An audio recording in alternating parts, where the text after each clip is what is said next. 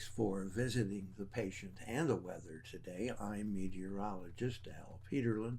I'd like to talk about the Weather Health Index for April 9th, 2026. We do keep additional graphics available at tpatw.com. We also maintain a storefront on Amazon. Amazon purchases made through our Patient Weather storefront support the activities of Patient Weather. Looking at the surface map for Thursday, April 9th, you can see we do have a front trying to push its way just north of San Francisco, keeping showers over northern California, Oregon into northern Nevada. We have a major frontal system stretching all the way from Wyoming to the Oklahoma Panhandle and back northeast all the way to Cleveland. There is still that lingering front across Florida with lots of unsettled weather there. Looking at our vitality index, that measure of where all of the different weather elements may be having a difficulty, you can see that we have lots of activity in the northern plains, a little bit of activity along the Canadian-U.S. border. Note there's something going on down here in the southern plains and central plains, but not specifically at this point that we can talk about.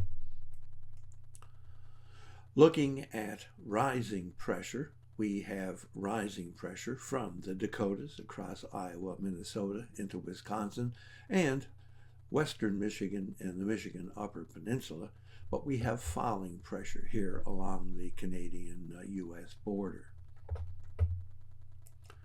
Note on temperature change, we do not have a lot to talk about, but we do have some warming temperatures actually trying to just push into Montana, the very northern borders, and then we have a lot of warming temperatures here stretching along the U.S.-Canadian border, taking in all the Canadian cities from Windsor to Quebec, and picking up a lot of these areas from Cleveland up to Buffalo.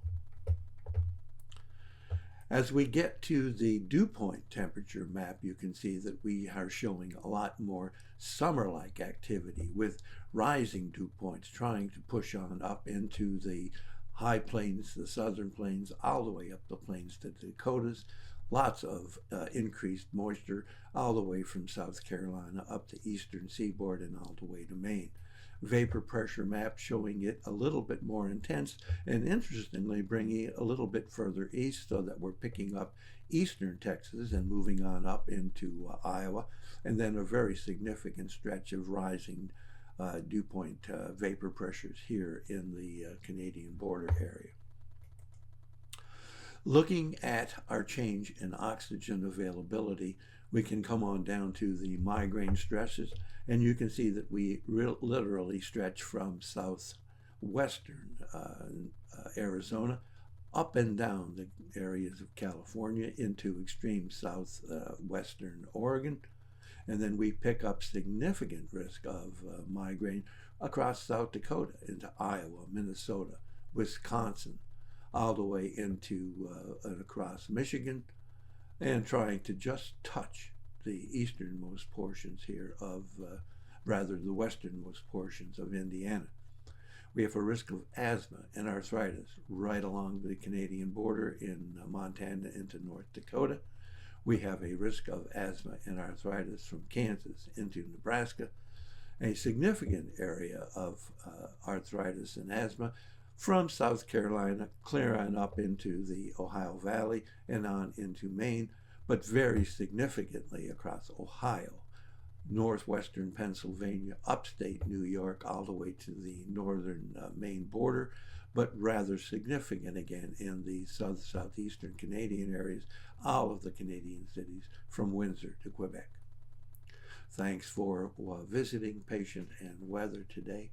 Your comments are appreciated. And if you hurt